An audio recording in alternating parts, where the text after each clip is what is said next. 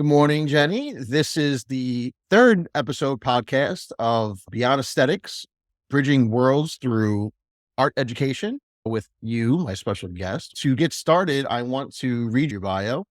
Dr. LaMonica is an assistant professor of art. She has her doctorate in art and religion from the Graduate Theological Union in Berkeley, California. She has earned her BA in art history from Sonoma State University and MA in art history from Syracuse University.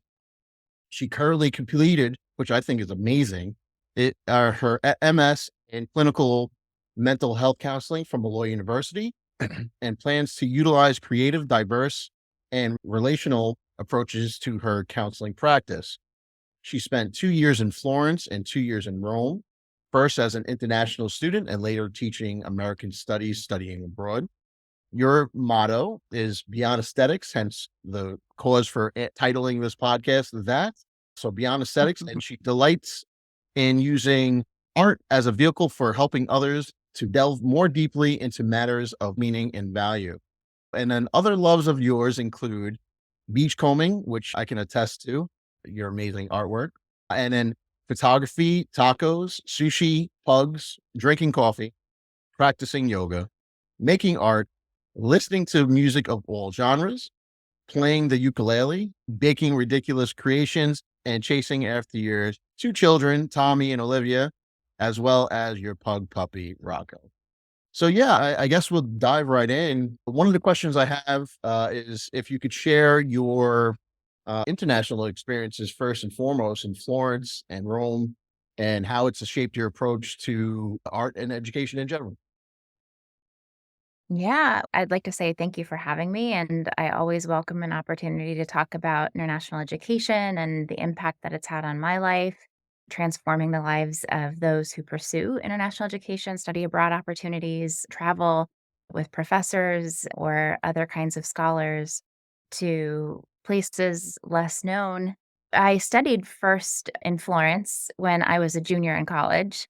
And due to some sort of unusual circumstances, I was age 19 and turned 20 while I was there. And it was a full year program through the California State University system. It was called IP, International Programs, through their CSU. It was the most transformative thing that I've done in my life.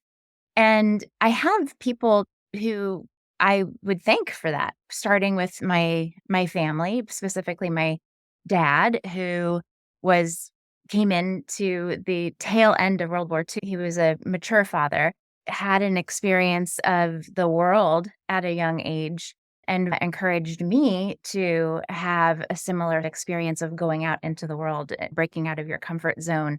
I was raised traveling with him. I had a Montessori education as a very young child so that I could travel with him. He was doing some consulting. He was in the field of human resources, and he did consulting for the United Nations through International Labor Organization. So I think that love, value, passion, and dedication to an awareness of the world outside of ourselves was imparted on me at a young age. And even studying language in high school, there was always this idea of this isn't a requirement that you're doing for high school, but do you love this? Think about going to places where this will become the vehicle of connection with others. And that became, for me, that was Spanish in high school. And I thought to myself, I'd love to study abroad in Spain. And then I went to college. I went to Sonoma State as an undergraduate. And my professor, so this is the next piece of connection. My professors said in the art history classroom, when you go to Florence and you see these works of Renaissance art, when you go to Rome, when you go, never if, but always when.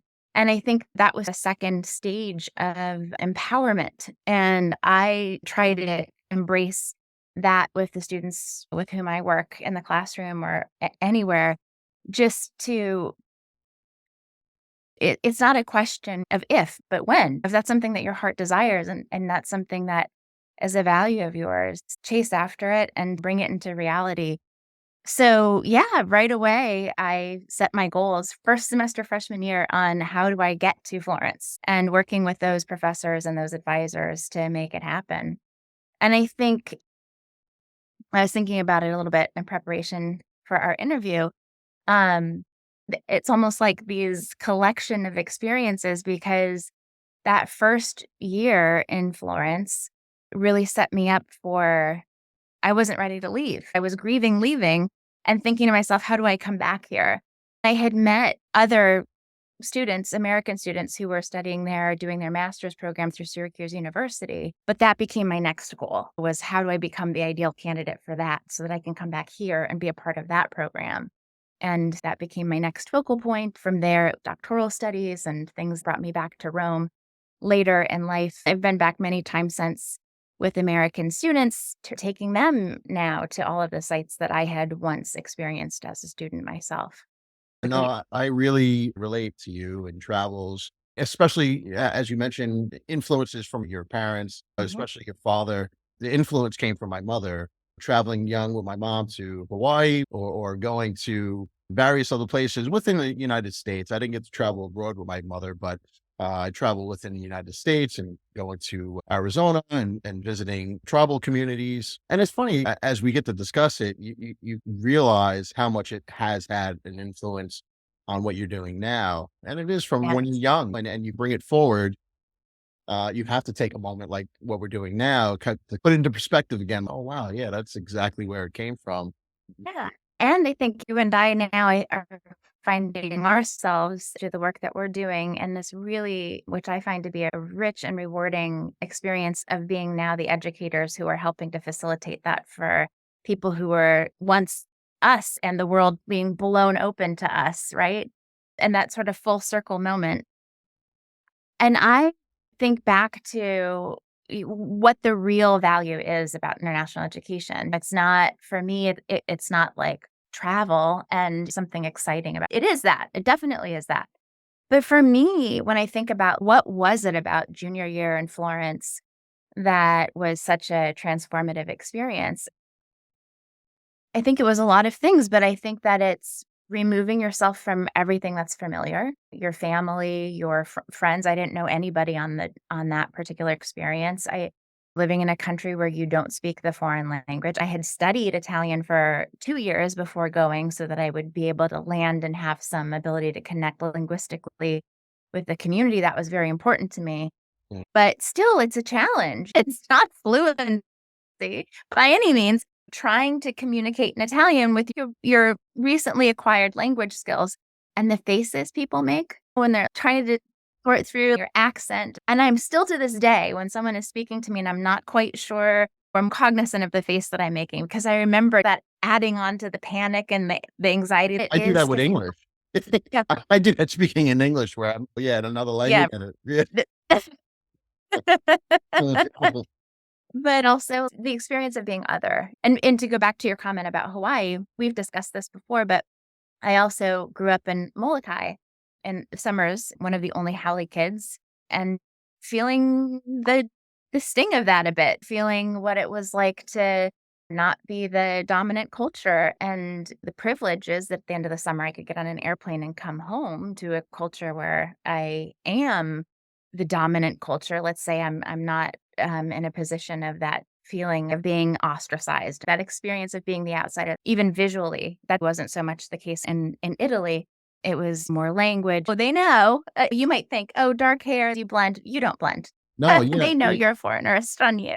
Yeah, absolutely. Any other culture I've had the fortunate opportunity to join recently in Indonesia, you're not just foreigner, you're bule, or like you mentioned in Hawaii, Polynesian culture, you're haole. But and that leads me to another question. How do you integrate yourself into a culture? Like, what do you do to immerse yourself? What are some of the things that you do to maybe make yourself feel more comfortable or make others in that culture feel comfortable because you are that foreigner? What do you do to immerse yourself?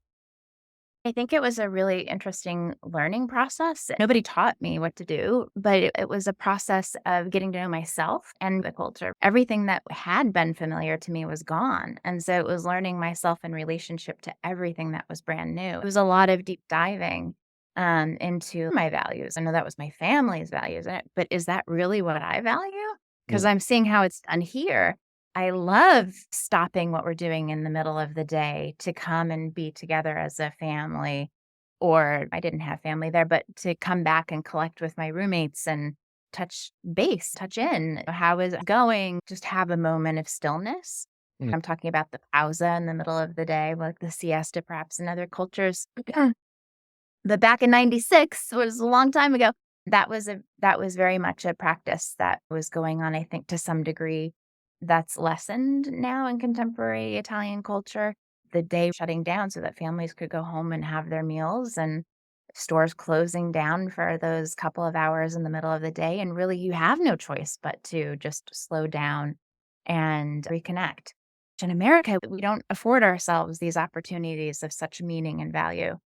And I think that it's strands like that carry into how we perceive the world around us. Like when you start making decisions to embrace things that have this meaning and value, you look at the world around you differently. You look at art differently. Art is not just aesthetic objects. Art are things that can now speak of meaning and value. How do you relate to a culture? For me, it was empathy. I had no choice but to absorb it all. I'm a very sensual person, and I take everything in through my senses. And it's wonderful because I really am just taking it, smelling it all and tasting it all. But it also can be so painful with these feelings of, as we discussed, being outsiders and things. But how does this translate to art? It's this feeling of empathetic engagement with the arts. How does it translate to art and healing? I think it's art can be this vehicle for really transformative kinds of ways of moving through things in our lives that are difficult. Mm. It's moments like the world opening up to us, the world showing us what's within through international education. These experiences allow us to come to the place of who we are now as educators, as people, facilitators of creativity and healing that has a depth that would never have been there had I been isolated. Yeah, I relate to so many things that you're saying. It's hard to actually pinpoint certain things because I'm like, "Oh, yeah, I agree with that. Oh, yep, I understand what you're saying." Like, international travels in general, whether it be for education or just enjoyment, and the arts is where it's at for you and I. Mhm. The arts so I think back when I was little, where when I would travel with my mother, I would meet people by drawing them. That was my way to meet people. I remember being on a plane to Florida with my mother, and there was this guy sitting next to me. I had my drawing pad. I had to be maybe 11 or 12. And I started drawing his face. Yeah, an interesting face. So I started drawing his face. Back then, I could still draw pretty well. And I gave it to him. I said, "Oh, hey, I drew a picture for you." Guy looked at me and he was from I Nigeria. love that. Yeah, he's from Nigeria. So he gave me a Nigerian note, money. He said, "Oh, you should never give your money away or give your art away for free." And gave me it. I still to this day, my mother keeps the Nigerian, I forget what it was. That's how I continued my love for traveling and meeting people from around the world. And I was young, no matter where I traveled, I would draw people to talk to them. So that's something that's always stuck out when I lived in London studying abroad. That's what I did. I drew people and met them, and it was just an easy icebreaker. So What a way to be present with a person. yeah, and even more so today, technology is, in some sense, even though here we are on Zoom talking, in some sense, has taken away some of that personability. Like I'd much rather have this discussion with you in person, but it's Yeah. allowed us this opportunity to at least chat. But at the same time, in some respects, if you're at an airport, so many people are on the phone, not looking at each other or talking, and it's taken away so much. That leads me to one of the questions I wrote down, and not that it has to be specific, but so now that I guess you got your second master's, which is unbelievable, with your mental health counselor degree, how do you see you utilizing more of the skills that you already currently have in relationship to art and traveling? How do you use that with your students? Yeah.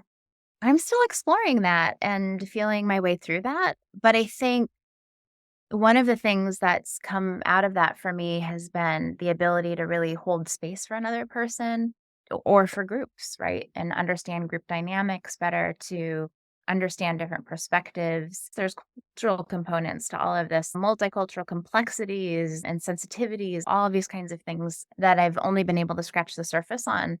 But I think that It always goes back to, I think, deeper meaning for me, not just so if I'm leading a trip, a travel opportunity abroad for students and this kind of a thing, not just here are the tourist attractions, but what is it maybe as I'm with the students and have these moments of connection, what is it that's really left an impact on you? Looking at things with art, it's beyond aesthetics, and maybe with international education, it's beyond travel. But how has this been transformative education for you? How has this changed your life? Let's talk about that. And where do you go with this? And they're all naturally interconnected.